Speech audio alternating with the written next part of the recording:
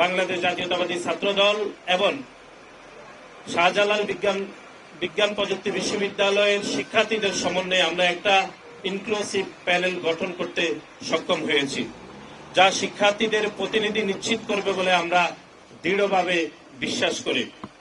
পরিশেষে বলতে চাই, শাহজালাল বিজ্ঞান প্রযুক্তি বিশ্ববিদ্যালয় ছাত্র সংসদ নির্বাচন 2026 হোক শিক্ষার্থীদের অধিকার, গণতন্ত্র, ঐক্যের এক নতুন মাইলফলক। সে প্রত্যাশা নিয়ে আমরা একটি সুন্দর, নিরাপদ এবং সমৃদ্ধ ক্যাম্পাস গড়ে তোলার পথে ঐক্যবদ্ধভাবে এগিয়ে যাব।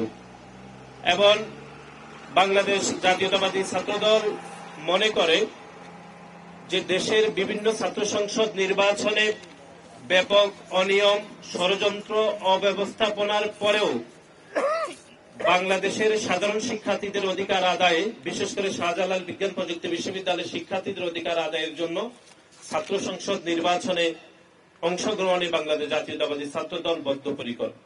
আমরা শাহজালাল বিজ্ঞান এবং প্রযুক্তি বিশ্ববিদ্যালয়ের প্রশাসনের নিকট আমাদের প্রত্যাশা থাকবে যে সমস্ত ষড়যন্ত্র, সমস্ত বাধাকে দূরে রেখে সাধারণ শিক্ষার্থীদের স্বার্থকে প্রাধান্য রেখে বিশ্ববিদ্যালয় প্রশাসন নিরপেক্ষভাবে ভূমিকা পালন করবে।